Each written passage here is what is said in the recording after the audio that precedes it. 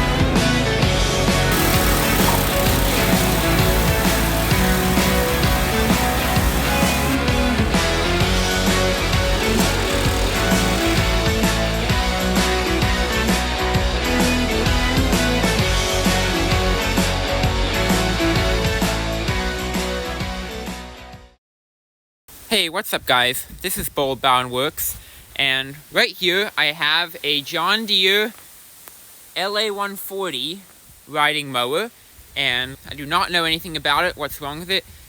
Put out a post on Facebook asking for if anyone had old riding mowers that I could have and fix up and flip, and someone said that they had this mower, so I picked it up with my trailer.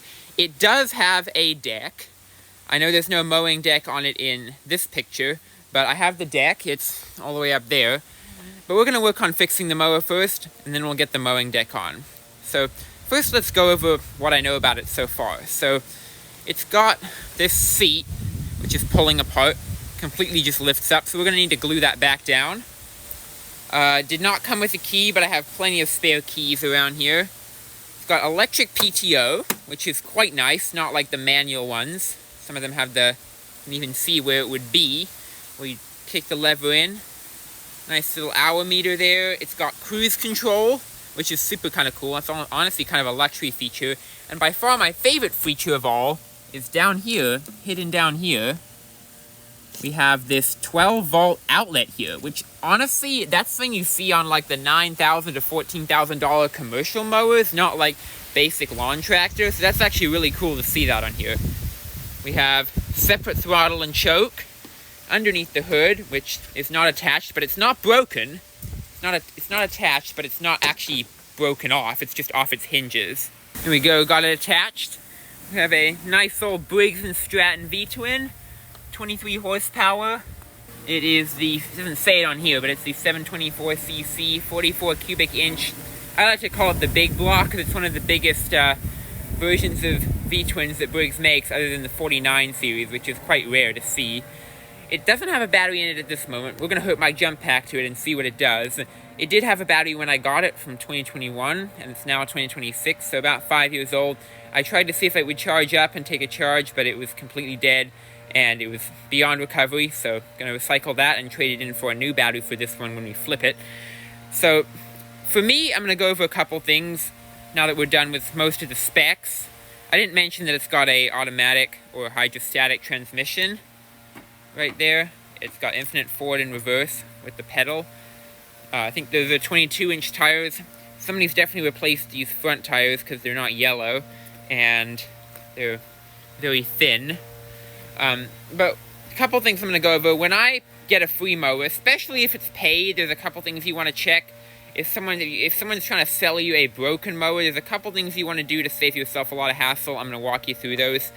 real quick. So a couple checks you can do. If you have a jump pack, of course, bring that. Don't bother hauling a whole lead acid battery and putting it in there. But one of the main things you can do is, bring a key if you have a jump pack. But basically, a huge thing is spinning the engine over by hand. If you can manage to spin it past compression, which this engine has a ton of compression, so I'm gonna have to use both hands. But if you can manage to make it do one full rotation, that's your main thing. That means the engine is not locked up. You still might have to buy things like magneto coils or a new carburetor possibly, but those things are relatively cheap, like $20 to $30 max for ignition coils, around $30 for a carburetor. It's not going to cost a lot. But if the engine is locked up and seized and someone's trying to sell it to me, I learned that lesson hard by buying a $150 mower that I did not know was locked up. So make sure if someone's trying to sell you a mower that the engine is not locked up. Most of them aren't, but in some cases someone will try to trick you. This one, even though it's not locked up, it happens to have extremely, extremely low oil levels. So we are definitely going to fill this up before we start the engine. I'm going to make sure it cranks though, and we'll give it some oil. Like I said, if you can bring a jump pack with something to make sure it cranks over, that's fine. Even better, bring some starting fluid and spray it, take the air cover off, which is already very loose. And on these engines, you just spray it into there, the air intake. On the single-cylinder engines, you can spray it into you always spray it into the carburetor's air intake. Look it up on your mower where the air intake is on YouTube or Google if you don't know where it is. Anyways, with that out of the way, let's get to diagnosing this thing. And you get to watch me diagnose, maybe fail with a few things, and succeed in fixing this thing. Hopefully by the end of this video, we'll have this thing fully serviced up and fixed up and ready to be sold on the marketplace. So let's get started. So the first thing I like to do when I get a mower and once I've verified it's not locked up, is the first thing you want to do is see if it even cranks. So we're going to get my jump pack, which unfortunately, I'm really dumb, I forgot to charge it last night, so it's very low, which was a dumb mistake, but it still has a little bit of juice. So we're going to hook it up. I'm going to grab a key from one of the mowers over here, and we'll see if it cranks. That's the first thing. If it doesn't crank, you start diagnosing. Does the screen come on? Is there a fuel shut-off solenoid sound? Is one of the safety sensors bad? Is the starter solenoid bad? Is the starter motor bad? So you go down the line of diagnostics, right? So we're going to get my jump pack, see what happens. Geez, this thing is very low. It should not be 43% for this kind of heavy load. Alright, got a key. Jump pack is hooked up. Let's see if we get any life.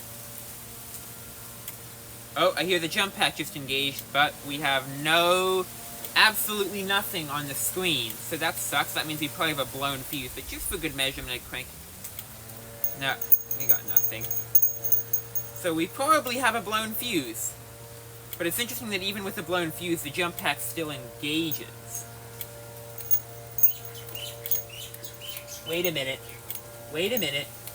I hear the fuel shut-off solenoid. Hang on a moment, hang on. Oh, the brake is off. So that might be preventing it from cranking, but why would the screen not be on? This is getting interesting. Okay, ready?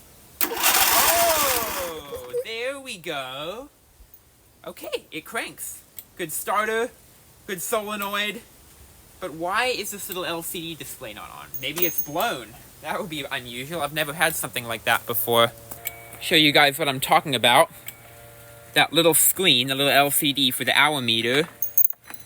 As you can see, it does not turn on. Hang on a moment. I hear my jump pack timed out. It likes to time out for some reason. Alright, so still, you can hear the click very faintly if you listen down here, where the carburetor solenoid is. And I'm going to see it, and I'll crank one more time. Yep. Interesting. So I guess we don't have a blown fuse. Should probably still check it, but we have a blown hour meter screen. That's very odd, because the fuse is not blown if the solenoid is turning on and the key is cranking. The reason I say that is because you might be wondering why the fuse would affect the key, because the key is supposed to bridge the solenoid, but the reason is the key, the way the starter solenoid works, which is over here, you've got these two wires and you've got these two wires. A solenoid is basically, it's in cars as well, it's a heavy-duty switch, like a relay. Take that off so it stops sending power to the solenoid. and it basically connects the battery positive that's right here, and then it comes out to the starter motor down here. So it's not actually, it's just basically connecting and bridging that gap of the two positives together to complete the loop, because the engine block is ground. And so, but what that does is you've got a ground and then you've got a positive going to the starter cylinder, and that positive is engaged when you turn the key to the final start position, which is the turn over the engine right there. When you turn the key all the way to that position, it snaps back. That sends 12 volts at a very low current into the starter solenoid, which bridges this connection. So these thin wires, you see the thick wires are for the heavy duty high current, still 12 volts. These ones are for 12 volts but very low current, because they're just making that contact inside the actual solenoid. So if the fuse is blown, it won't crank at all. So that's interesting. Now let's move on to the next diagnostic. Alright, so the next thing we're going to do is we're going to take a little bit of starting fluid, just like this. We're going to give it a little squirt in the intake, and this will tell us if the engine will run with a new carburetor. Because if it cranks and it fires on starter fluid, it's almost always something to do with fuel. Sometimes, in rare cases, the fuel lines can be clogged, or the fuel pump, which is on this side on this mower, have gone bad. I do have a new fuel pump on hand if that's the case, but that's very uncommon. I actually don't even think I've ever had that.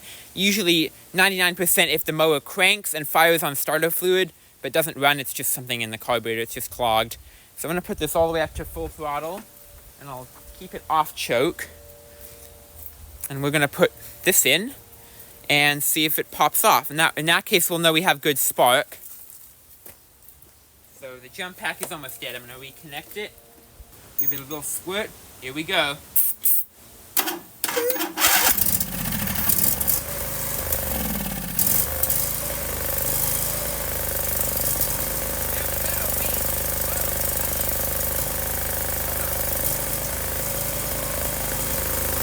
Look, it's running.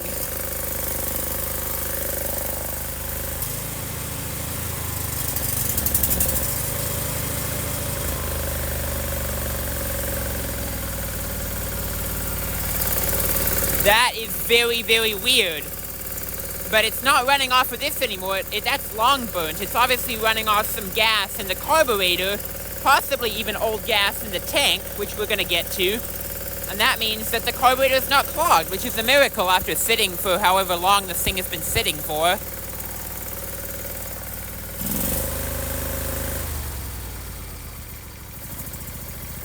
Sounds beautiful. So the reason I'm shutting it off, because you might be wondering, oh, why don't you test it if it drives, which was my exact thought, but then I remembered that the oil is completely low. And the reason I did the starter fluid into the intake was because I was expecting it to have no fuel and just pop off briefly and die, which is usually what happens. But it stayed running. So we need to fill up that oil before we run this thing again. That's why I killed it. So we're going to top it off with oil, just to get it. We don't need it extremely full, just above that really, really low mark, because that was bad. And we don't want to blow this thing up. So let's top it off with oil before we continue. So these mowers, they almost always take 10W30. Doesn't matter what brand of 10W30 is, as long as it's 10W30 oil. That's pretty much the standard for all 4-stroke small engines.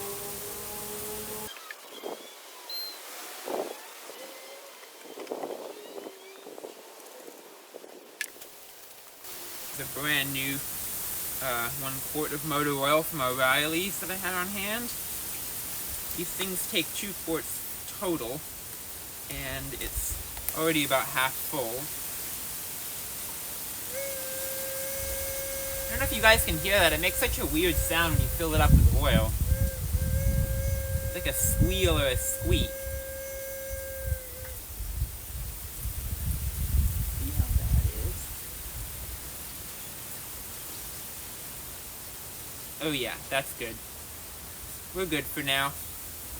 Yep. So let's fire it up again and see if it starts up.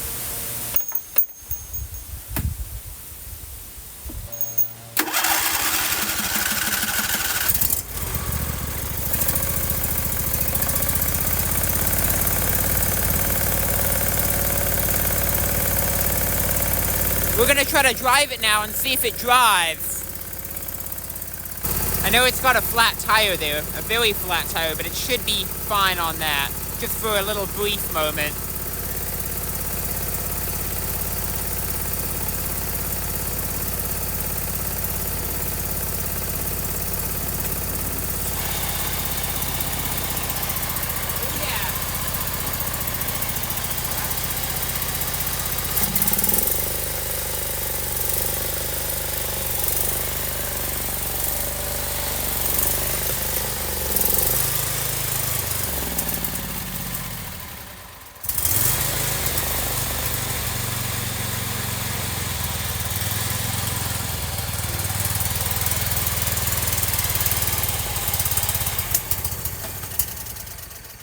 Carburetor bowl ran out of fuel. I didn't shut it off. Alright, well, as you saw, it drove perfectly. I went back and forth several times. It drove perfectly. So, now we need to turn our attention to something else that I noticed. So I went to go put gas in it, because I realized, oh, the carburetor is not clogged. But then I noticed something really interesting. So, under the seat is the gas cap, which is off. That's because I took it off. It didn't come off. But under here, there is a big crack right there, split along there, which may not, even if the fuel wasn't filled up all the way, you couldn't avoid it because it would just evaporate. There's any kind of air leak in the fuel tank. In any fuel tank, the gas will just evaporate over time and go bad. And also, over here, there is a ton of cracking, like lots of sun damage. I also noticed, you can see all this kind of coming down here. That's fuel residue that has probably drained out. So we are going to have to replace the gas tank. The good news is, I have a, not brand new, but used gas tank right on hand. This one came from my friend. He had a John Deere LA105, which just so, amazingly, the gas tank happens to be the same size as this LA140. In fact, that is a John Deere LA105 over there, which is one of my racing mowers that I made. And its tank is actually different from his. I guess it's a different variant. So his specifically, my friend's John Deere LA105 has the exact right tank. But the unfortunate thing is, to replace the gas tank on one of these is not an easy task, because you have to remove this green fender, which goes all the way under here, which means you have to remove the bolts inside of here. Can't see them at all, but they're in there. So I gotta get my socket in there. They're on that side as well. I gotta take this dashboard so it's loose. It's gonna be a big project. I'm not gonna talk much doing it. I'm just gonna work on getting this off, and once I've got this off, if I can even manage to, we'll slide the old gas tank out and pop the new one in. I don't even believe they're bolted by much. They're just held in by the space, because it's a very confined space underneath there. So let's get started with that. It's gonna be a big job, but hopefully we can do it.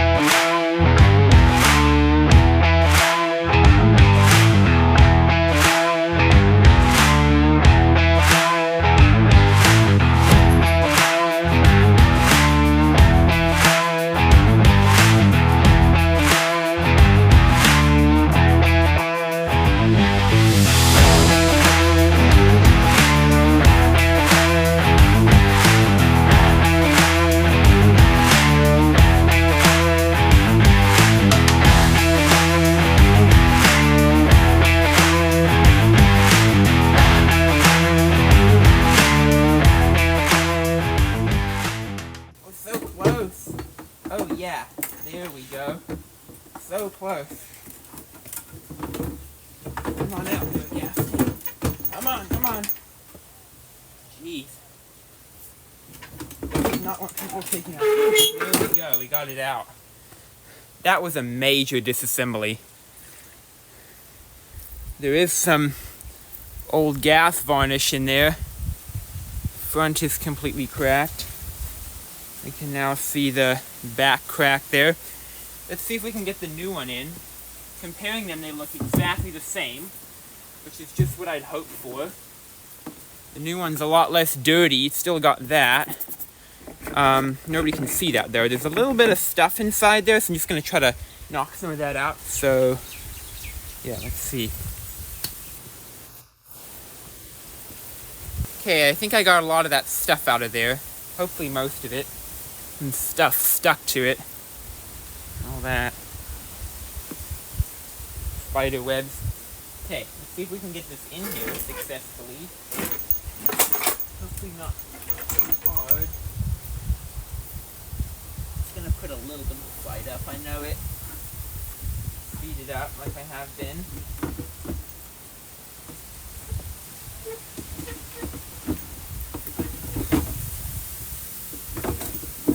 Yep, here we go.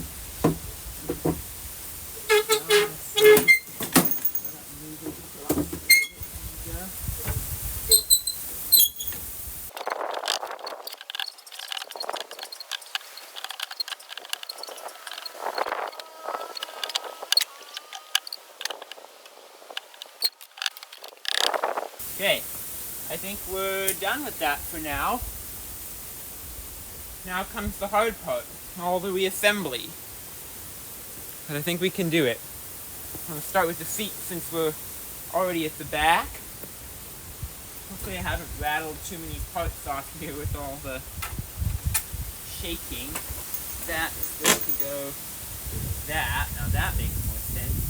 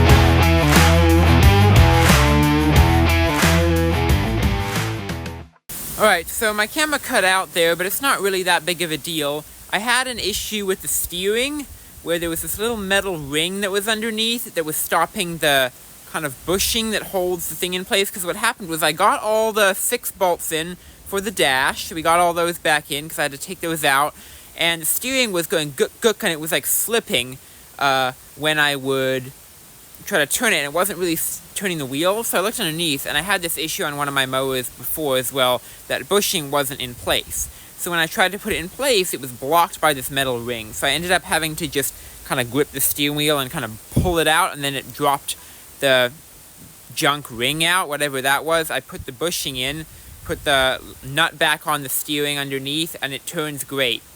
I'll just demonstrate that.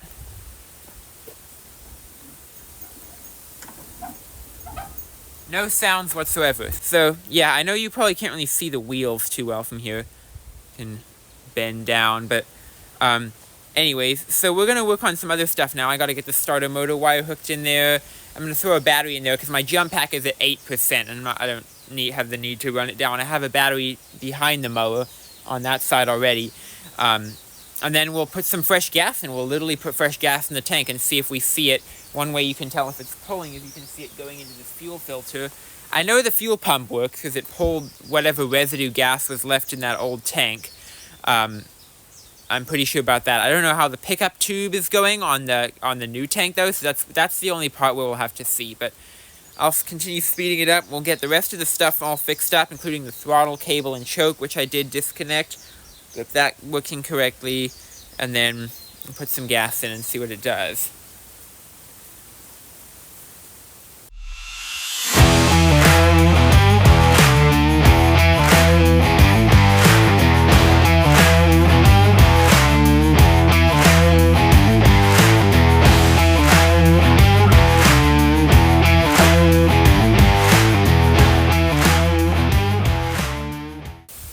Alright, that's everything that I can think of at this moment. I may be missing something, but I got the battery. I popped this in.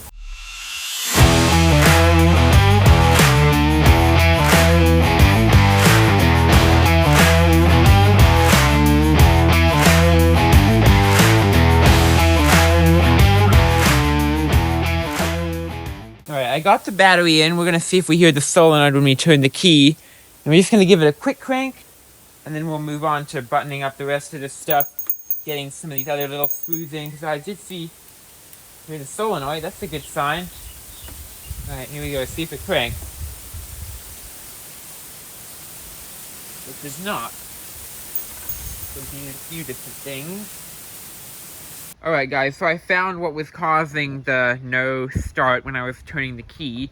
Once again, my camera cut off for some reason. I think it was because the battery died or something. But what it was when I had taken all this dash off and re-put it back on, I forgot to plug in the brake sensor. So it was thinking the brake, I guess, was just all off all the time. So bam, once I put the brake sensor in and reconnected, I cranked the key, spun around on that thing, so we are good.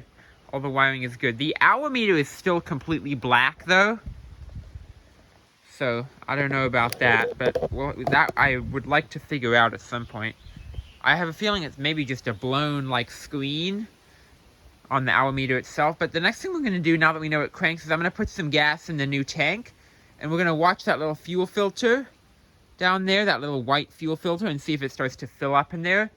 And ideally the carburetor should fire if it was truly running on that old gas earlier, because it was definitely not running on the starter fluid. The question is, how did the gas get in there? But I guess it would all just happen to align. I'm honestly really surprised and sort of confused about how the carburetor was not clogged. I'm still like, it absolutely was not running on the starter fluid. That just got it started. But we might even have to spray a little bit of that to, you know, bump this thing to get it going. But anyways, let's start by putting gas in. We'll give it a crank and hope that, you know, because it's on choke.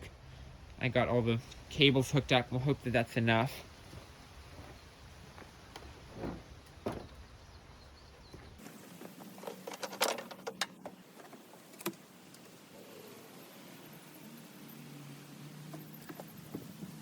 Good enough. Make sure there's no leaks.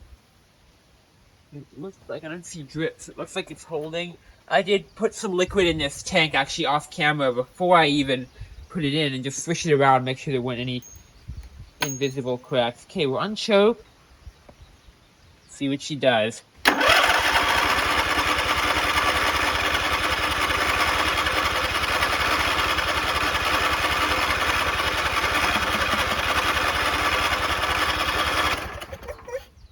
That fuel filter is completely dry still.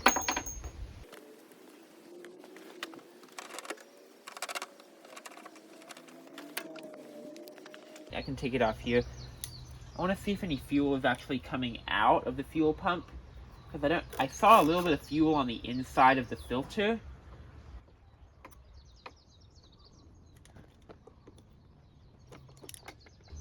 See if there should be some fuel in this. No, there's nothing in the line, which it would have dripped if there was something coming out. But let's see what this does. Once again, nothing out of there. Oh, it's coming. Oh, there we go. Yeah, there it is. I think what it was on these mowers, give you a little up close, there's a tank vent on the cap. And I think that cap might be clogged. Because what I did is I loosened the screw cap, and you see that little hole there? That's a vent. And I haven't had it happen to me personally before, but that's probably just clogged, which means we might have to use the other cap, which is over there, because I had two. One from the old tank and one from this one. But obviously that brought the fuel. I mean, it literally came right into there, and it started coming out there. So now we can crank it, and the bowl's actually going to fill up. That's great. See if we can get it to start.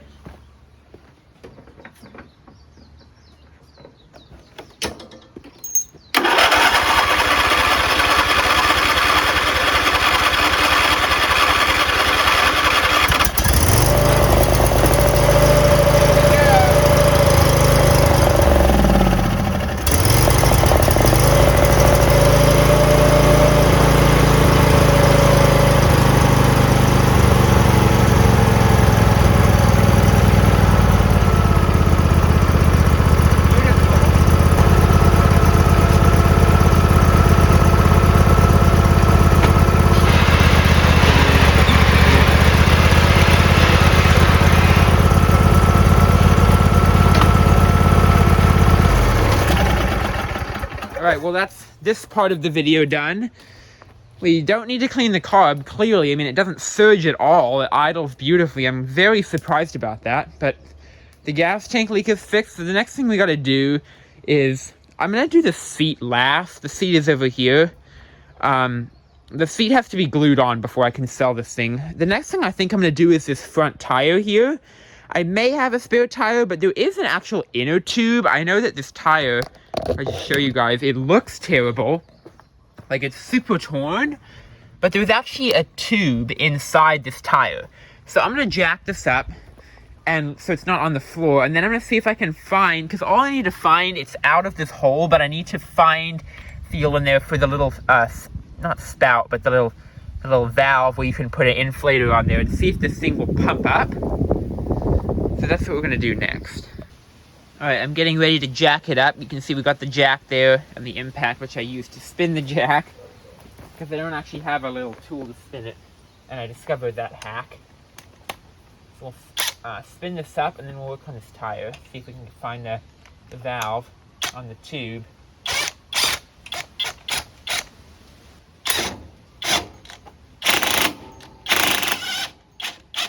Yep, there we go. As long as it doesn't fall off the jack. Okay, let's take a look at this. This tire is super torn. See if I can find the valve. Oh, I think I found it.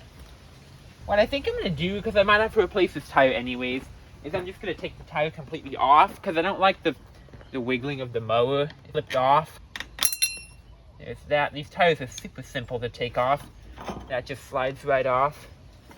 Want to make sure to save these little pins. Looks like that. We'll just put these over here, and we'll work on getting this tire inflated off the mower. I mean, it's crazy how you can like see the strings in this thing. It's so like flat.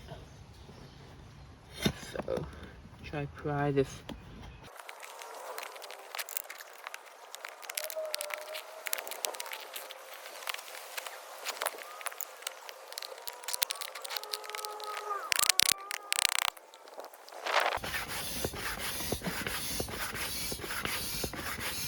It's taking air. Yep, it's taking air. So I don't know if that's gonna mean that's gonna stay through there though. Now I gotta get the tire back on here. I hate this. Small tires, these jobs are, I really hate this job of putting these tires on. Sometimes it takes forever. A lot of the times it takes forever, and it's a very tricky job because you gotta like go over the entire rim, and the thing constantly wants to move with you.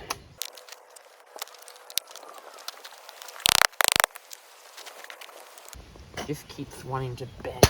Oh, I think we punctured the inner tube. That's a bummer. I felt that. It went. I think it's gonna hold air.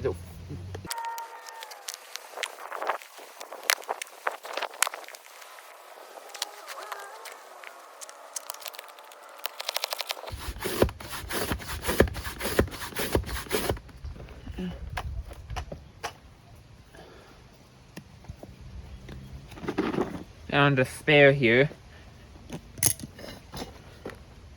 See how this one's gonna hold. I don't know if it'll hold air. We can, of course, fix the flat in it.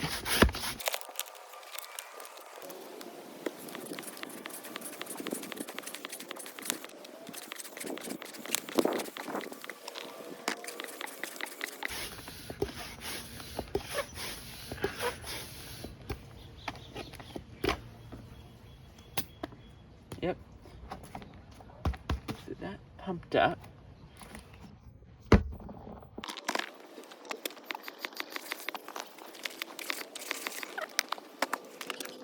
Cool thing about this tire is it's a yellow rim, so it matches the John Deere.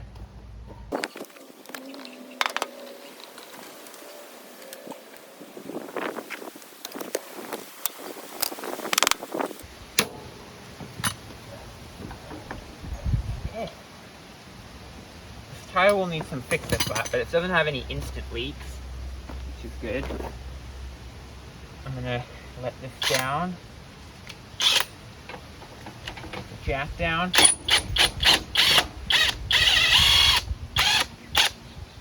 Now, if you remember, now that we've knocked that out of the way, if you remember about this mower, in the beginning of the video, I said it had a deck, which is all the way over there still, from where I had it since when I got it. And it actually came with a deck. The deck was mounted on the mower when I towed it home on the trailer. But the problem is pretty funny actually. The gate was just a tiny bit too narrow for the deck to fit, so I took the deck off and just hauled it next to where the mower was. So I gotta go bring that here. But I mean, we got the tire fixed, we've got the gas tank fixed, we got the engine running perfectly.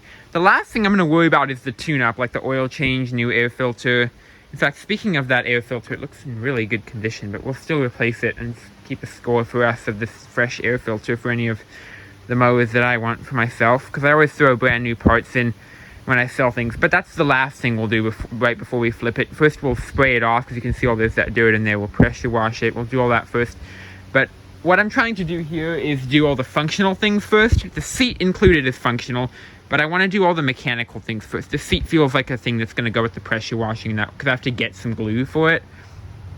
So I don't have that, and I know that there's stuff that can glue the seat down. That'll be fine. But I'm going to start thinking about the deck now. I'm going to haul the deck over, which is over there. Don't need to show any of that. We'll try to mount it up, because I saved all the mounting brackets in the cup holder there. And then try the PTO. I mean, I obviously got to get it out of this dirt, otherwise it's going to blow a bunch of dust cloud all over, because the blades, when they spin. I also don't know how I am aware that the PTO clutch works, in fact. Not now, but if I turn the key on, you probably can't hear that, but it clicks on and off. So that does function, which is perfect. The deck, all the things spin freely. It's definitely not seized or anything, which would be pretty extreme. The spindles, they sound moderately noisy. They're not crazy loud like they super need to be replaced, but they're not quite as new either. And I have all the mounting pins, so let's get started. I'll set up my camera and we'll mount that up, and then we'll see if it functions or not. Alright, I got the deck. I had to haul it over across the yard. It's a very awkward shape to carry. I got it in my hands right now, so I'm gonna set it underneath the mower.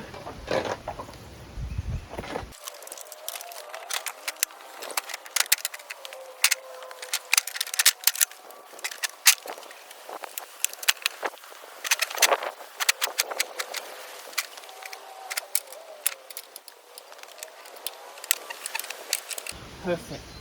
I'm getting it in.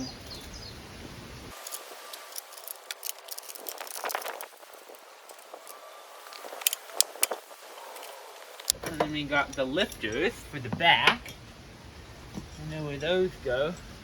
I always liked it how John Deere did these lifters, how you turn to fit them in. And you got to put the deck level all the way down. And it's a spring-loaded, which helps. The spring-loaded deck lift really helps you lift the heavy deck when you're mowing, but on this, we're doing the opposite right now. We have to go against the spring because the deck is off. So the spring wants to lift up because it's thinking there's the whole weight of the deck there, which there isn't. But that's why it's so heavy right now. Here we go.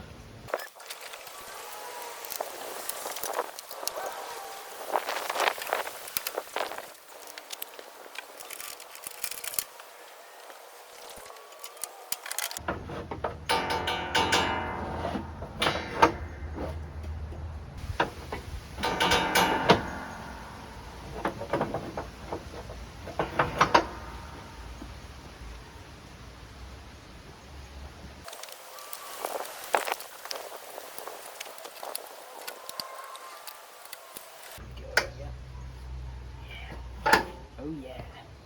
Yeah, there we go. Nice. We got the entire deck on. Everything's all clipped in. I forget what these extra ones were for. There is a couple more things. I gotta screw this battery tray back in place.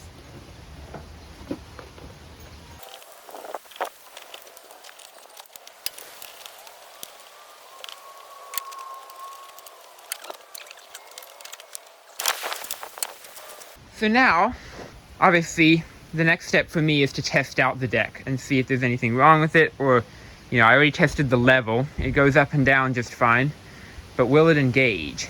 So, we're we're gonna take it just into this area. Not really, there's nothing really to mow because I just mowed the lawn, but I want to see if the blades spin correctly and if it sounds bad or what happens. So I'll set my camera up for you guys and we'll see what it does.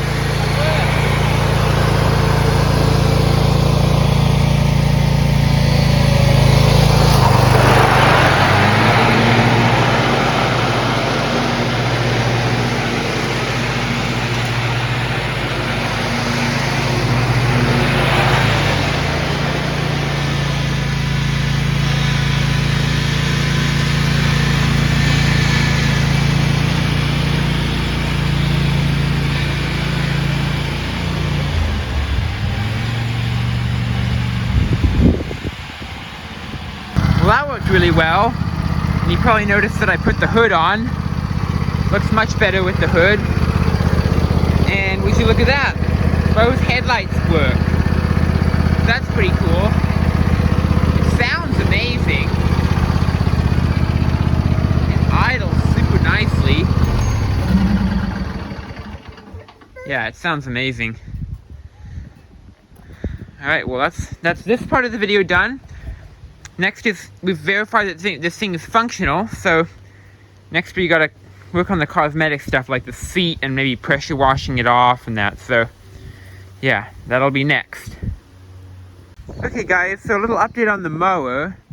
It's a beautiful day, and I just finished pressure washing the entire mower. This water, I wanted to turn on my camera before it's all gone, just so you know I did the entire pressure wash. I mean, you can probably tell it's looking nice, but the sun is so bright that it's literally evaporating this water like as I speak. I mean, you can see it's on the seat a little bit, and down there, it's literally evaporating like, I mean, see, it's evaporating as I talk, but it's so hot out today, but and warm, but I pressure washed this whole thing. I got the footwells, the seat, I got underneath the seat, I got the entire deck, I got in the rims of the tires on all sides, I even got inside the tires, and you know, in the hood and all that. It was pretty thorough, I felt like. Got that little flap, some water still down there. I mean, look, when I started the video, there was still water there. But anyways, so yeah, that's the next step on this mower. So we got the pressure washing knocked off. Glad about that. Sorry I didn't film the pressure washing. I mean, it's probably not that interesting anyways, but so the next step, I think we're gonna probably work on the seat, because we gotta glue that on, and I gotta get some glue for the seat. So I'll either buy it locally or ship it in. But anyways, I'll see you with that update. Alright guys, I am back. It's been a couple weeks. I wanted to update you guys on the John Deere over here. It's a pretty but wet morning. And what I wanted to update you guys on is I have officially glued the seat down. And I wanted to show you guys what I did. I'm sorry I didn't video the process of putting the glue actual adhesive on the seat. I didn't really know if you guys would be too interested in that, but you know, apologies if you wanted to see that, but I didn't film that. But I'm going to show you exactly what I did. So over here, first off, I let it dry, but I went through a couple hoops, and that's also part of the reason why I didn't film, because I went through a couple issues while gluing it, and I want to tell you guys what to avoid. So over here, I've got a clamp here and a clamp here holding the back on, and then I've got this cement block under the steering wheel being pressed down to seal this bottom, like, it's kind of weird, but this bottom area all the way around to this side. So we're going to take the clamps off, and I actually haven't taken the clamps off yet, so we're going to see how well it has held. Gotta take this, I also got this ratchet strap going over, all the way over there, so I'm gonna unhook that. And this was all being held in pretty strongly. And then I'm gonna have to use 2 hands for this, but I'm gonna grab this cement block out. Alright, so we'll wash the seat off again. We'll wipe it down because it's got a little bit of the dirt from this cement block. Because it's been raining, you can see there's some water on here. But yeah, this has sealed very good. It no longer wants to lift up. It's pretty strong. Now, I did make an error in the beginning, and that's what I wanted to tell you what to avoid. So I looked up online using AI. Actually, I asked it, what do you use, and can you research this? What do you use to glue down mower seats? And it recommended this stuff, which I found at my local hardware store, this spray adhesive. So I sprayed this adhesive on, and I'll put a picture up on screen right now of it. You can see the seat is kind of coming off a little bit, kind of still peeling back, you know, a little bit. So when I sprayed that spray adhesive, I did the same strap down and clamp setup. And then when I took the clamps off, it seemed to be glued, but I left it overnight, and when I came back, this back and this bottom part had separated and were flexing up, but the middle part was still sealed. And I definitely didn't want to sell it that way because I figured the glue, this spray adhesive stuff, was pretty weak. So then I found this at my local hardware store, which is E6000. I used 1 tube on that mower seat just as a test before I did it on this one. It worked great on this mower seat, so I tried it on this one, and that's what was just gluing overnight. Well, you saw with these clamps and the cement brick on here, that's what was curing. So I don't actually know if this is gonna hold yet. I have a feeling that it's gonna hold. It feels pretty strong, but I will update you guys in several hours once I've let it sit. And I'm also gonna put this down for the rain, so the rain doesn't collect in the seat like I have it on this one, because it's raining right now, lightly anyways, not too hard. It's kind of going on and off, but anyway, so that's the update for the seat for you guys. We'll see if it holds. I have a feeling this stuff is a lot stronger. It's like you just kind of squeeze it on, and I put it all along the edges and behind here and in the front and that.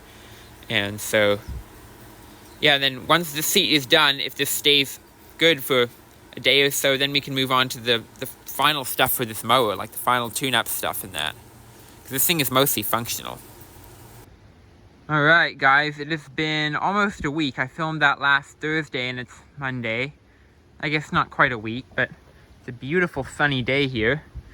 Here is the mower. Checked it a little bit off camera, just felt it. Feels pretty solid. This did not come up. This did not come up. It's super strong on there. Said maybe could use a little more, but for selling this, I don't think it's a deal breaker. This is the only part where you can get you guys behind there. Kind of coming up a little bit. It kind of stops, so I think that's such a minor detail. It probably doesn't hurt the sale too much. Now, there's one thing that there is one thing that I want to check. I usually check this on the mowers that I get before I sell it. I'm not sure why. It's probably not something, I don't even know if this is something a lot of mower flippers even check, but I like to check the charging system, and so that's what I'm going to do right now. I have this multimeter over here, which works fine, but I'm actually gonna, this multimeter needs to go up to the house. So one I have up there, so I'm gonna use the one in my little closet there. It's actually a clamp meter as well. I keep one down here and one up there where I do some electrical work sometimes. But I have a feeling that this charging system, since this mower is older, it's probably not at its prime. I believe, I don't know if this is a 16 amp Briggs. As you can see, it's got the, let me just open the hood a little bit. It's gonna hit into this wall here, but maybe not. Doesn't quite want to stay open, but down here, you can see, gonna hold the hood like this, but it's got this regulator here. That's just the DC voltage regulator.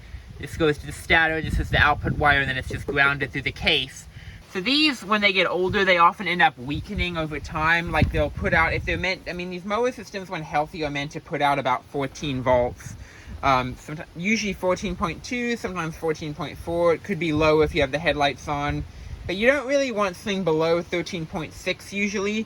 But when these things get older, often they can drift into the 13 volt range. And that's kind of what I'm curious about, because I actually haven't even checked that yet on this mower, and I have no idea what the health of it is. So let's go ahead and do that right now. I'll get you guys on the tripod, we'll start it up and see how healthy this system is. I'm hoping for a good result. Alright guys, so I rolled the mower backwards a little bit so the hood could stay open. Here's my meter, my voltage meter and clamp meter. It's a all-in-one kind of electrical tool. Can do resistance and all that kind of stuff. First thing I'm going to do is check the voltage of the battery when resting. I always like to do that. Let's see what it's at. 12.35. Let me see if I can show you guys that. 12.35 volts. So that's not supercharged. It's slightly discharged. It's not like fully charged, which is 12.6 volts, but it's also not extremely low like some of the batteries that you get when you get these old riding mowers. Sometimes the batteries are like 1 volt or something when they're extremely dead for years. So yeah, this one's not nearly as dead as that. It's just a little discharged. So let's go ahead and start up the mower. Put it on choke. It already is. There we go.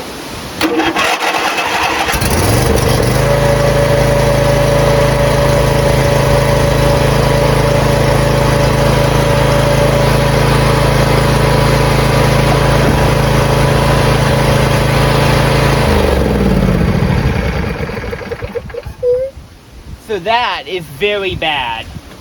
This regulator has not only, it's bad in the opposite way. It's not discharging, it's way overvolting the battery. So obviously the battery, you can see, has gotten a little bit of a charge now, but I want to start it up again and show you guys. So it's 12.75, it's probably 74 now, it's going down. But it was at 16 point something volts. It's way overvolting the battery. So let's try that again. And I want to show you guys. You probably can't hear me over the engine, but I'll show you guys. And then I'll test the idle as well, because that lowers it sometimes.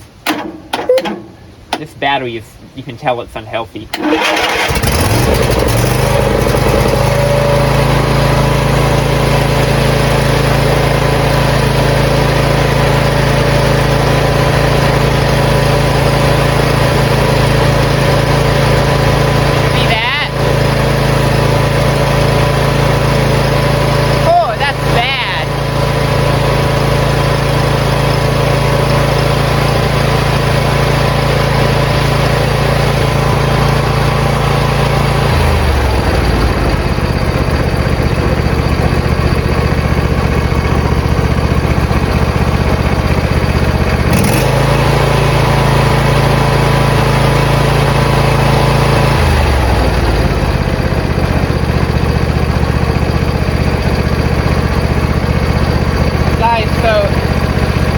So guys, at idle it's 14 volts, so now it's changing. See, this thing's going all over the place. It's completely failed.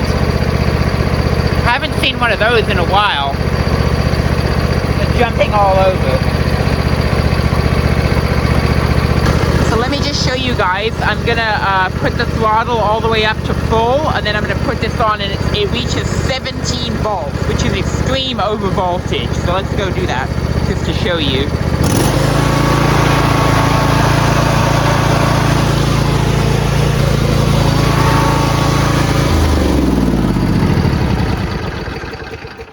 Well, now of course it's not doing it because I'm videoing it. It doesn't want to perform for the camera, but I promise you guys that hits 17 volts, and I don't think I got that on when I was on my stand there either, but yeah, that's way over voltage. And the worst part is it's very inconsistent, and that is a bad thing. It's sometimes it's 13.8, sometimes it's 14.2, sometimes it's 12.8, and other times it's 17.0. So we're going to definitely be ordering a new voltage regulator. These are relatively cheap on eBay. It's also quite warm. It's not hot, but it's like you can feel the heat on it. It's like warm, which it's not, it wouldn't normally be a red flag at the temperature it's at, but yeah, those voltages are bad. So yeah, I'm going to end off with that. We're going to get a new voltage regulator. They typically cost around $15 to $30, typically in that range, with however much shipping. Often you can get free shipping, and often they have a make offer button as well, so you can sometimes get lower. Not gonna lie, sometimes I do lowball and actually get accepted for those things, which is a great thing for my flip because it's just more profit. But yeah, we'll pick out a voltage regulator, and we'll order that, and I'll be back with you when it comes in the mail. Alright guys, it's a couple days later, and I got the new regulator, voltage regulator, in the mail. So we're gonna go ahead and install it. First off, I was gonna show you guys, I moved the mower forward a little bit because the mower that was behind it a couple days ago, I sold. I sold it for $200, which was a lot less than what a normal mower would sell for. By the way, I have an idea of what I'm gonna sell this one for already, so I'm gonna reveal that at the end once we've, we're making our way there, is what I'm saying. But yeah, I sold that one for $200, and that's a fairly low price, but it was actually a 90s mower, and it was a 6-speed manual, and it had a few quirks with it, like sometimes the shifter would kind of lock, so it was sort of a budget mower anyways. So I just moved it on, and people were happy for it. But we cleared some space over here, so we moved this mower back, and I'm going to show you guys on the camera. But first off, this is the new voltage regulator. I say, new. I don't know if it's brand new. It was supposed to be very new according to the listing. There's a little bit of, it's in very, very good condition. I mean, this is in near mint condition. There's just a little bit of kind of like discoloration, but it should be, it was supposed to be very new when I bought it. So hopefully that fixes our issue. So I'm just going to speed run this. Well, it's 2 bolts. In this hand, my other hand, I've got socket. It's a 10mm. Don't know if a 3/8 would fit. Maybe, maybe not. But there's a bolt here. There's a bolt there, and then just these wires. We'll take it off. We'll put the new one on, and then we'll start it up and see if it charges any better. I'm really hoping for a better result.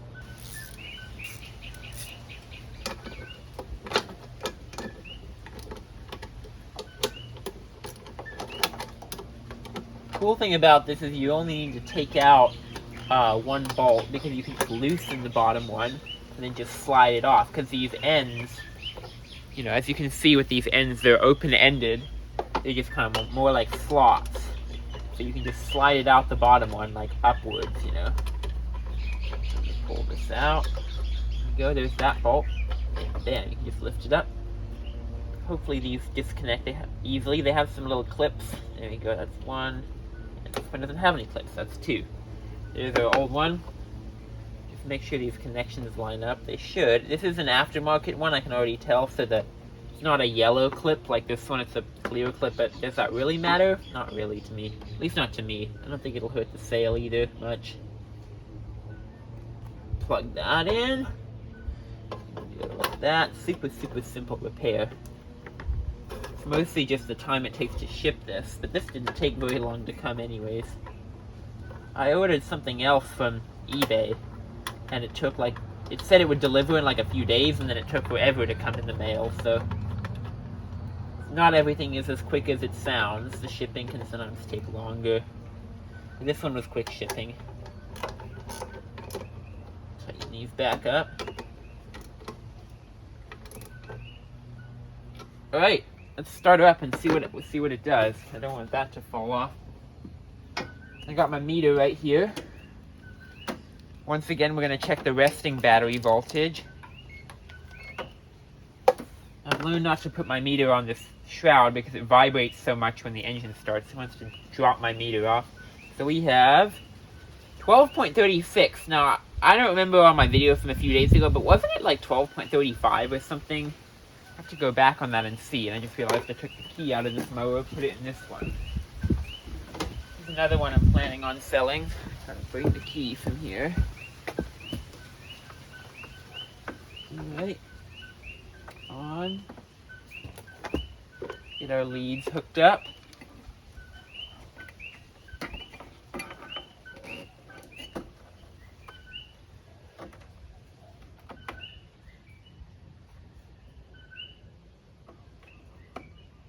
Okay, here we go. Full choke.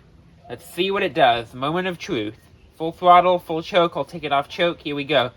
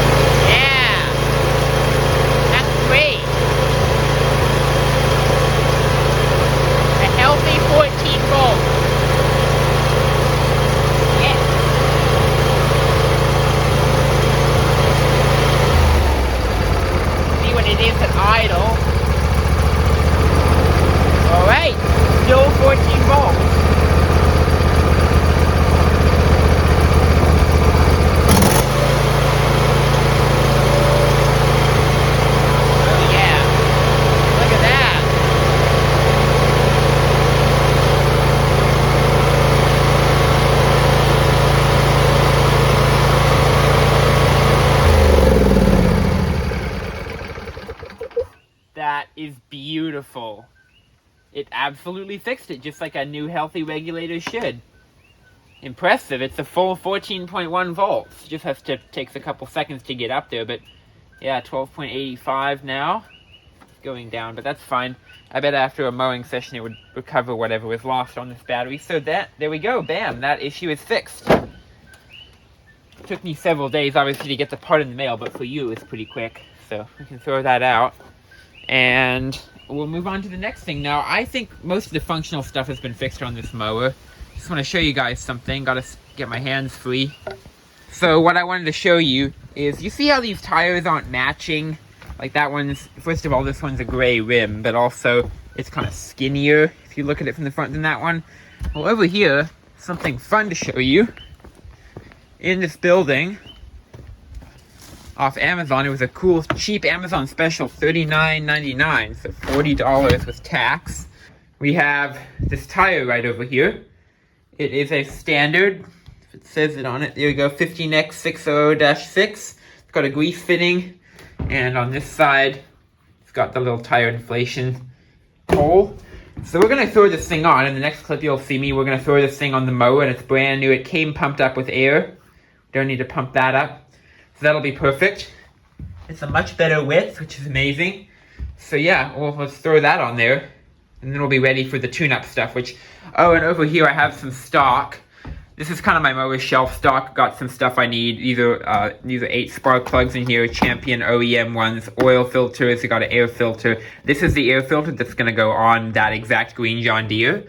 In here we also got the pre-filter and some other things. I'll put some new spark plugs in. This is another spare air filter, pull cords. These are mower keys for, when you mow a key. If, when you get these mowers that people give you, they often don't come with keys. That was a bulk lot of keys I got for like $9.99 or something. And these are headlight bulbs in here. I haven't even opened it, but these are, because those bulbs and headlights blow, and I like to sell the mowers with working headlight bulbs. So yeah, anyways, that's it for this clip, and throw that tire on in the next clip.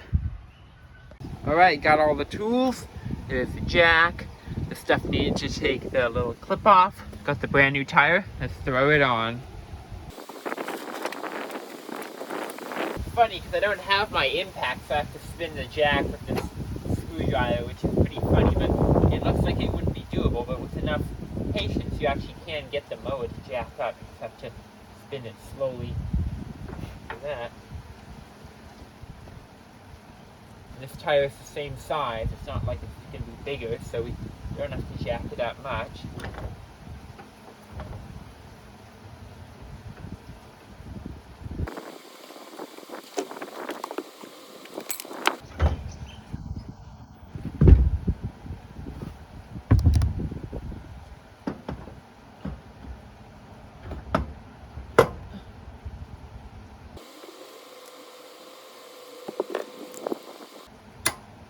Well, that was so easy.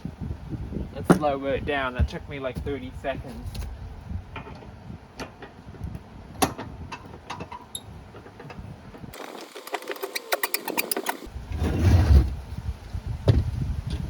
Nice. Now, if we look at it from the front, looks a lot more, looks just better. That one's a lot more, it's yellow, it's the same width. Looks good. Alright, next let's move on to doing the oil change and the air filter and the spark plugs. And I just yesterday picked up a battery, which is up there. Got a brand new battery for this mower. So yeah, then it will be time to list this thing. Alright, time to tune up this good old mower. Over there we got a new air filter, some spark plugs, spark plug socket. Down here we got 5 quarts of new oil. Of course we won't use all of it. Down here I got my funnel and my drain container that I'll recycle later on, but let's get that oil draining out. First thing I'm going to do is I'm going to start up the engine, and I'll cut it out so you don't have to listen to the whole thing, but I'm going to let it run for a few minutes just to kind of soften the oil, and then we'll drain it. Alright, start her up.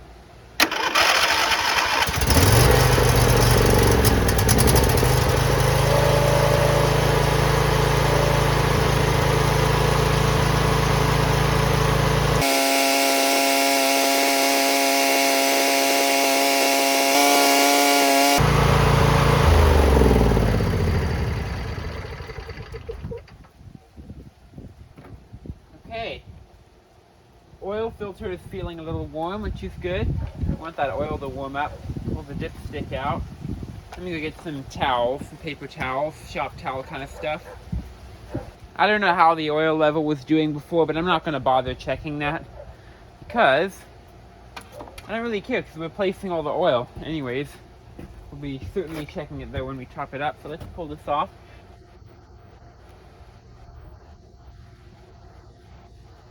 Here it comes. Oh yeah, there we go. A nice solid drain as well. It's pretty strong. You know, that's kind of why you run the engine, because it really helps it kind of soften the oil. You know, any small engine mechanic would probably know that already, but you know, just sharing a tip. I absolutely love that this Briggs design though. Some of the Briggs engines, the oil drain plug is literally recessed on the frame, so it just spills everywhere on the frame and makes such a mess.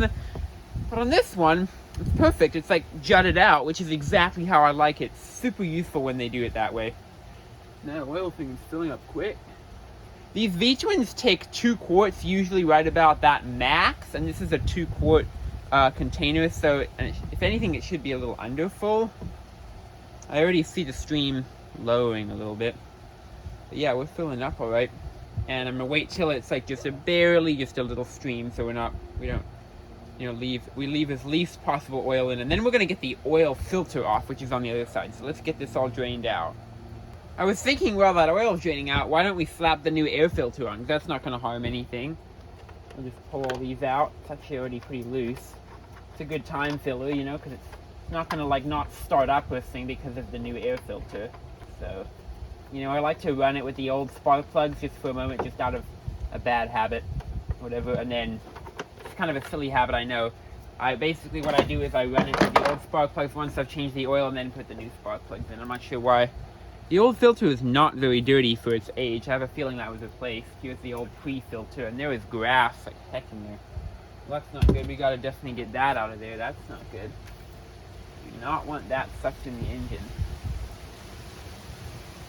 Obviously, I pressure wash this thing, but you wouldn't really pressure wash in the intake anyway, so oil's looking good. Not to fix the things here.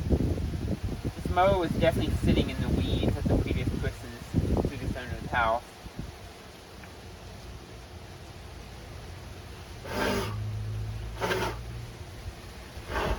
One went in the intake. One's probably not a deal breaker. I'll just burn it up. That looks nice. And that oil is nearly done. Got our brand new filter and pre-filter. Some people say to oil the pre-filter. I don't do that. Go like that.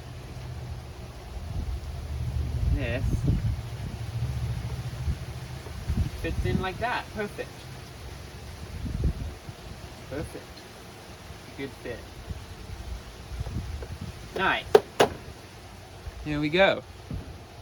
The angle isn't too great for you guys, but put this on. And our oil is nearly done.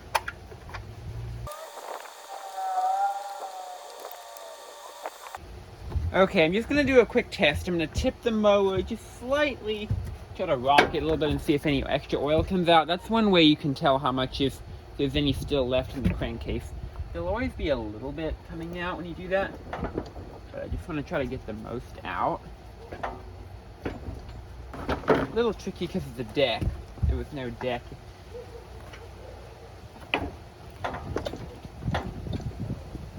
Definitely more in there when you tilt it.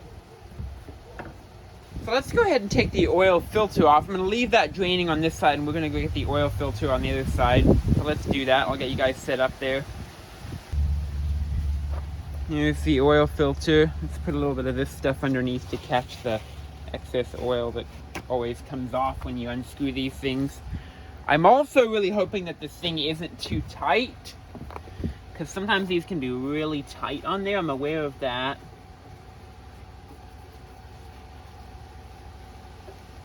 Alright, hopefully that's enough. Here we go. Oh, is it too tight? Oh, yeah, that's very tight. Let me see.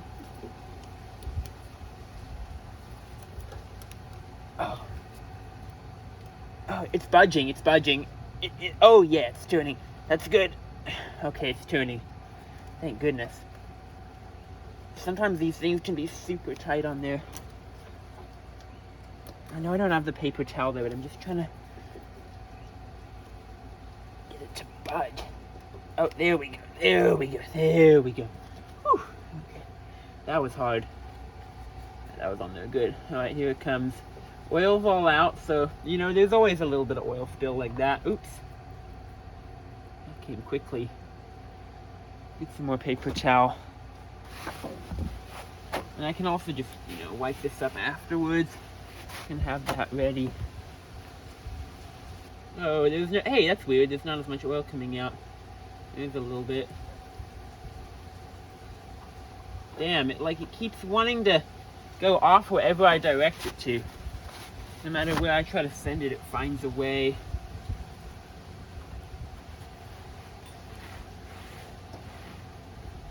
Here, you know what I'm gonna do? I'm just gonna manually hold this here. Let it all run out. Seems like it should just come off, but... Oh, there we go. There we go. It's off. There's the oil filter right there. It's a messy, messy job, wow. I mean, I've done several oil filters, but this one was worse, for sure. Part of that might have been some oil that was already... I don't know. Grab this out of there. I want to put a fresh paper towel in there.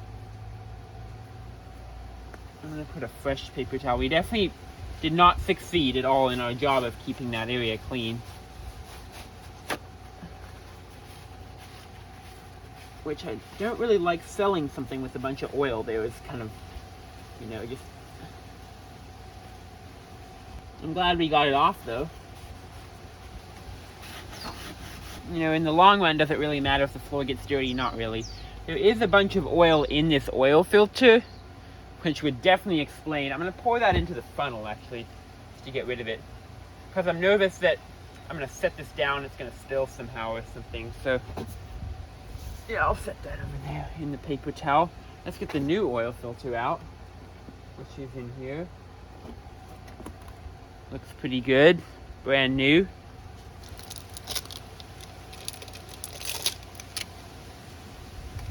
Trash. You know what though? You're supposed to oil the inside of this, so always oil the little inside of your oil filter. Take a little bit from here. So it's pretty much so it's easier for the next person to get it off.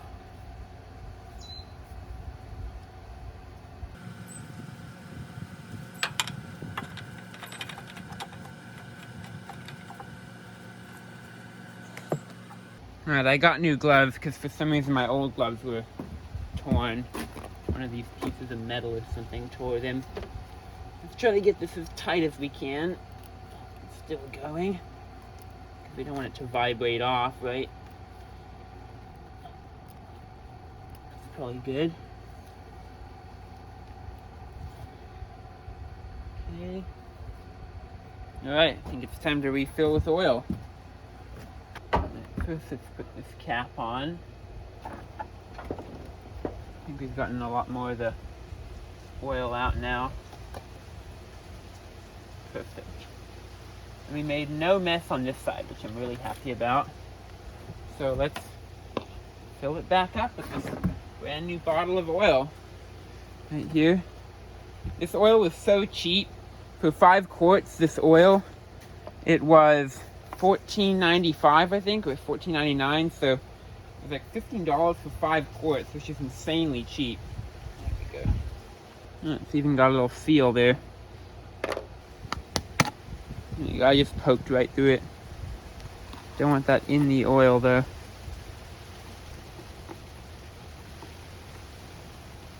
Okay, let's start pouring. Now the cool thing is, well, does this thing have a, yes it does have a little gauge on it. 1 quart. It should use about that much. Here we go. You can always drain if we overfill, but I'm not expecting to overfill. Hey, remember that sound? It always makes that little funny sound when you fill it up.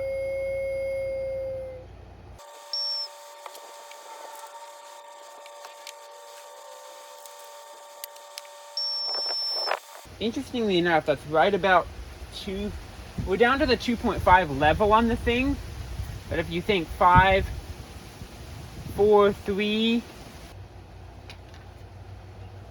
No, we overfilled it. That's a bummer. Not by much, though. I'm going to drain a tiny bit of that, but that's... That one more time. Yeah. I knew when I looked at that reading on the thing, I was like, that looks a little overfilled. Let's drain some of it. We need a little more. So clean, the oil. Okay, so that's perfect. That is the perfect amount. Alright. For good measure, I'll take it one more time. Yep, right on the full.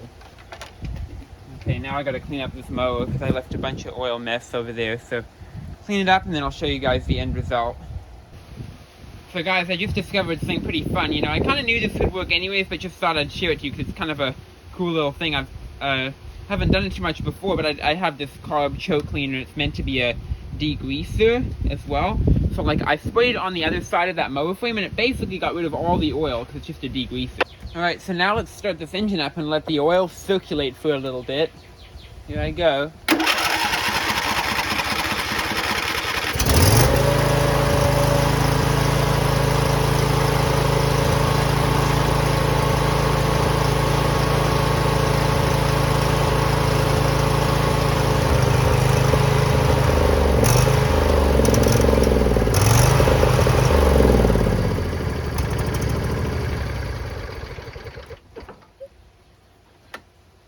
So it just shut off. I'm not sure why. I thought it was out of gas actually because it sounds like it's sputtering like it's out of gas. But the gas tank has enough gas, which is interesting.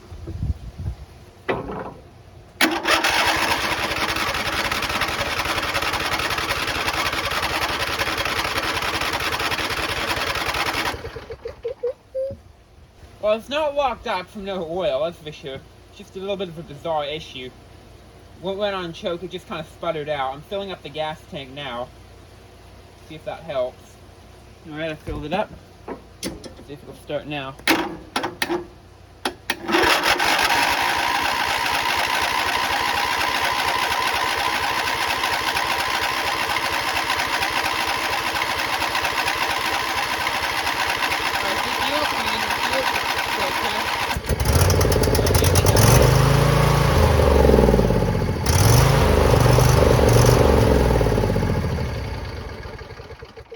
Huh. Interesting.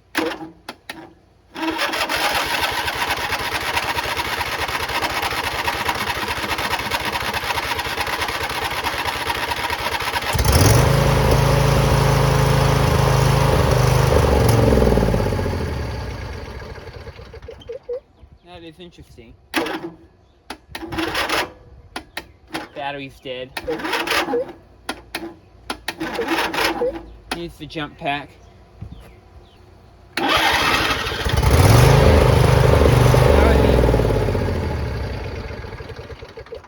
See how much faster it spun once I hooked the jump pack up. Let's try that again.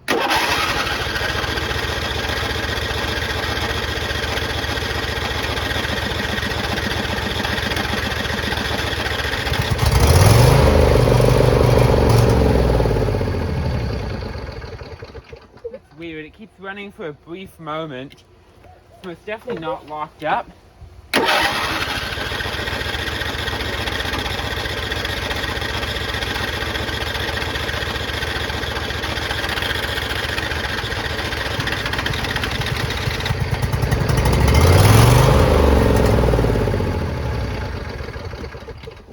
Definitely a fuel issue. I'm gonna pull this line and see if we're getting any fuel.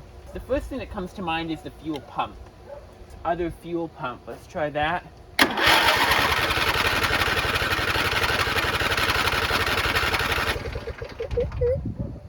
fuel pump gives nothing.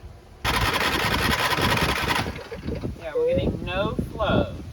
The easiest would be to replace the fuel filter that came in this kit. That looked nice. Put the jump pack on it again.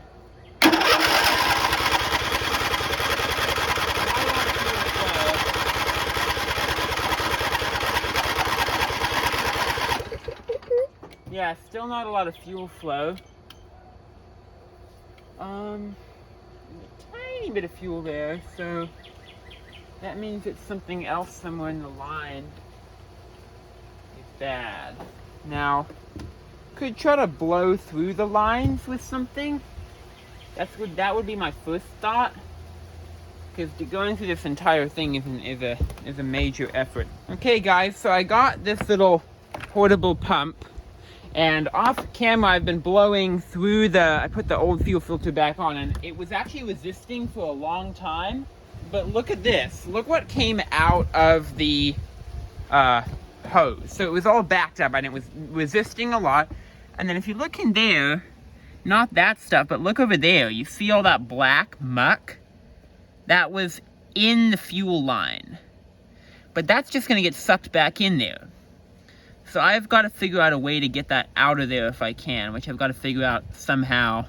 Okay, so I just did what I consider the most creative and kind of put things together way possible, actually, to get, you will not believe what I did to get all the stuff out. First of all, look, it's all gone. Bam, it's all gone. Now, I did not use a wet dry shop vac or that kind of thing to suck it out, but this is so funny. It's kind of dumb, honestly, but it worked, which is incredible. So I took this old vacuum here that I didn't really care about, but you might be saying, oh, it's electrical with gas. Well, here's what I did. I took a long garden hose, and this vacuum has a blowout side and a suck side. So first I duct taped the hose to the vacuum hose, and it looks so jerry-rigged. It's funny, there's my tape and that over there. And I blew all the water out of the hose so it wouldn't suck into the vacuum. I also put some paper towel in there that would absorb any water, because that's right where it sucks in. And then I switched it to suck mode on that side, turned it on, and I quickly put the thing in there, swished it around, pulled it out, and then while the vacuum was still running, I just went click, and I just popped this out. See how this just pops out like that? So I just twisted it out so the vacuum, so it wouldn't suck it into the thing, and no gas got in there. Then what I did is I reversed it, put the hose on this side, turned it on, and gas just blew out of there. But this is perfect. I mean, it worked insanely well. And yes, I'm aware that, these hoses, they don't like gas, it's not ideal for it, but it's, this was so brief, and we're going to put it back to run water through it, and that. But it worked so well, and I also sucked out some of the other pieces as well. The only downside was I lost some gas. But let's try to fire this thing up again. I mean, we blew through those lines, and we're going to hook this all back up, and I bet this thing's going to just run perfectly. First, we're going to check for fuel spray there out of the fuel pump, so let's go ahead and do that. Alright, we can set this down again. Let's see what this thing does. So we're going to hook this back up. Check that out. New fuel filter. And the pulse line is hooked up. Let's try to crank it around with the jump pack.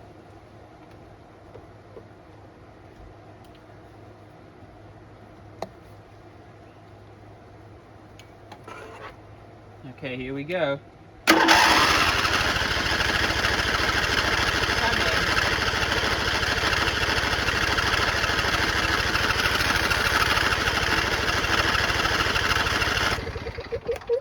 Interesting. Still nothing. Could this line be? That's possible that this line is clogged here. Let's try to pull that off and see if anything comes out of here. For good measure, I'm going to try to blow through this line as well. Okay, so the old line did have a little bit of clogging. I found another spare one. So we're going to try crank it again, but with this other line. Alright, let's try that.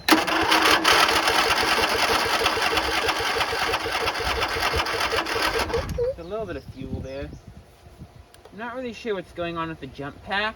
Seems completely dead, so I think I'm just going to put a different battery in, I guess.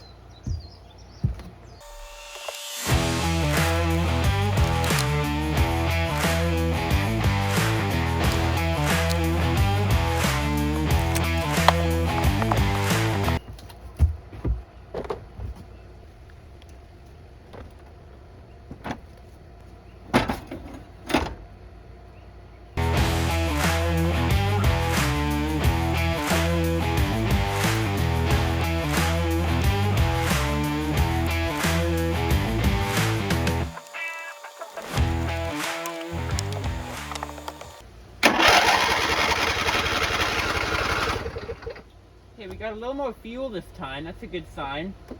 Let's try crank it around and see if it starts up.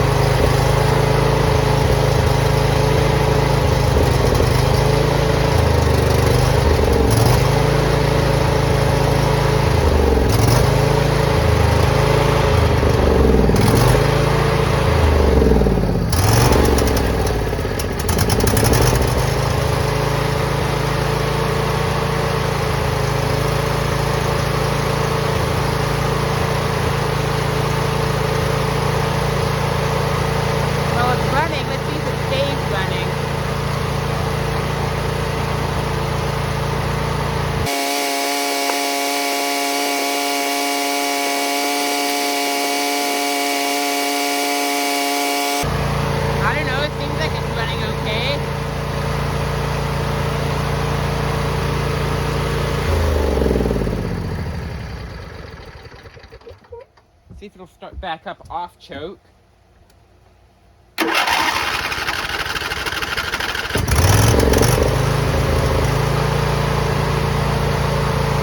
like it's running okay now. I'm going to replace the spark plugs.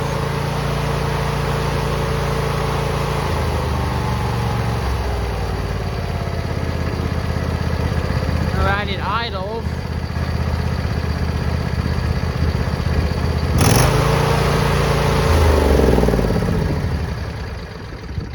Like we may have temporarily fixed it. I hope it's permanent though.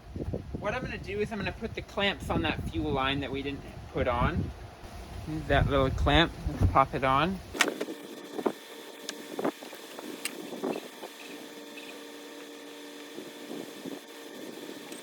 I'm glad we flushed out that fuel line though, that's for sure. Alright, time to put new plugs in it. And then we will have done oil, air filter, fuel filter, and spark plugs. It's a pretty good tune-up if you ask me, plus all the fixing we've done in the past.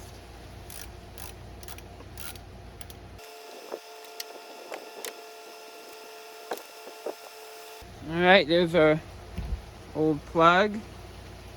It's fairly fouled up. Let's get the other side.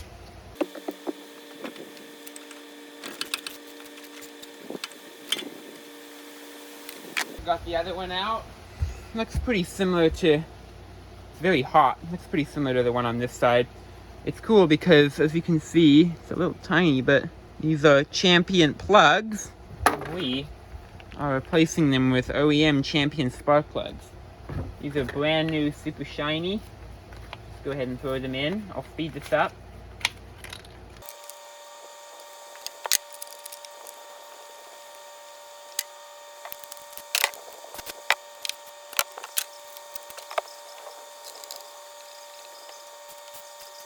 And that is that. All spark plugs are installed. I'm going to fire it up one more time just to make sure they function. And shut this.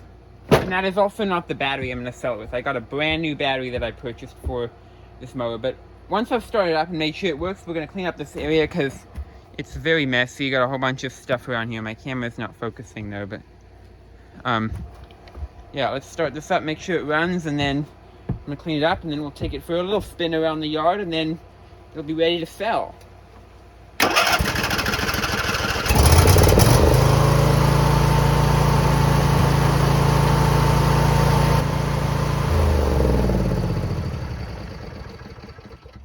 Alright, that's good enough. Let's clean this area up. Alright, time to give it a quick test. Choke. Gotta give it choke.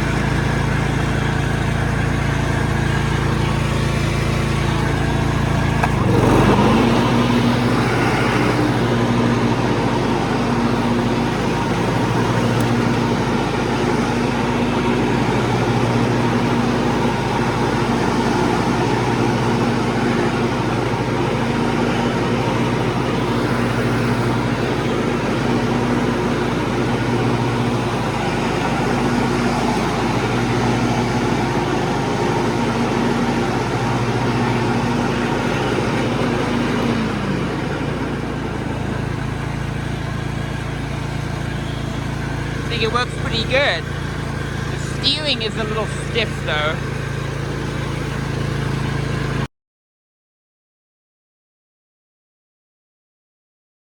Let's start this baby up.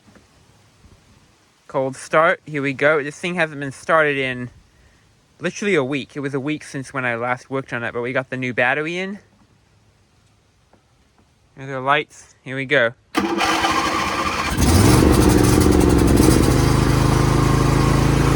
Sounds good.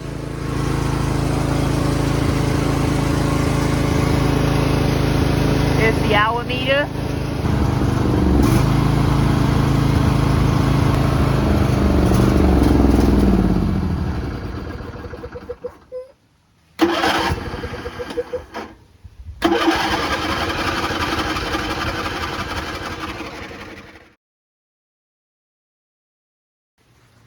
Alright guys, it's been about a week, and you may notice that the mower is completely gone, and I absolutely owe you guys an explanation for this.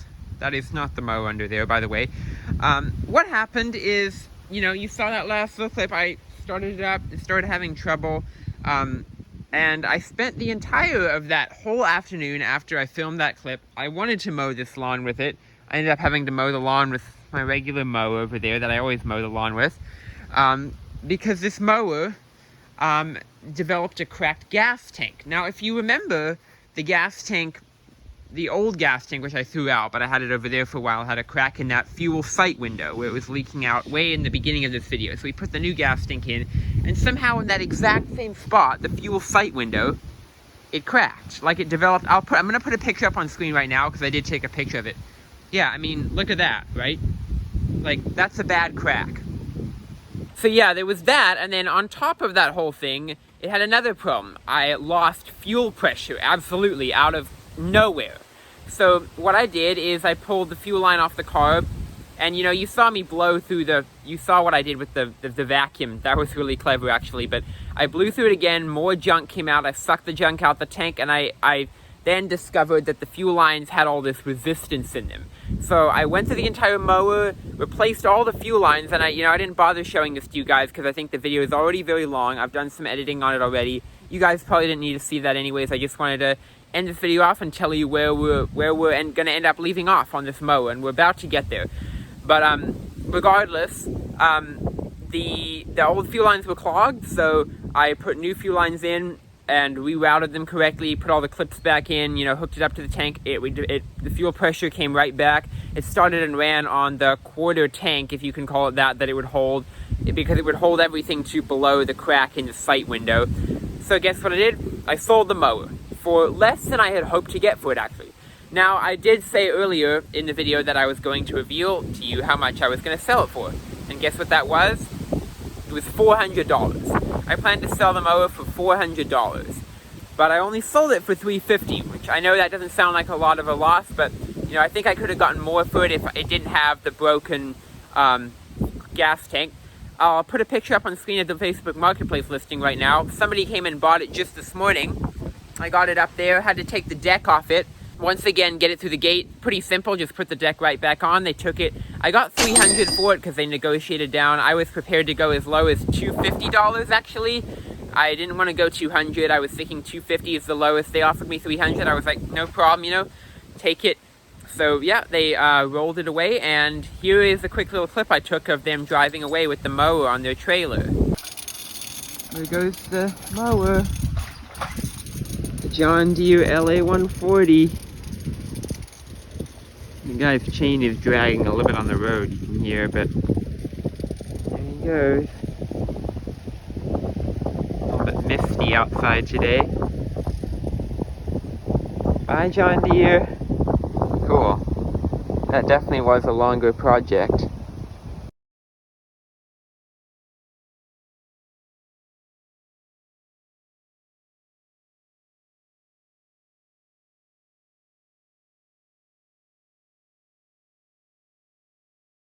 So anyways, guys, that's going to wrap it up for this very long video. I know this was quite a long restoration. It was a great project. I had a lot of fun doing it. It took longer than I thought it would, but, you know, some projects you win, some projects you lose. So anyways, guys, please go ahead and hit that like button. Leave a comment down below if you have any thoughts, and definitely go ahead and hit that subscribe button right now to continue helping me build my channel. Thanks, guys, and have a great day.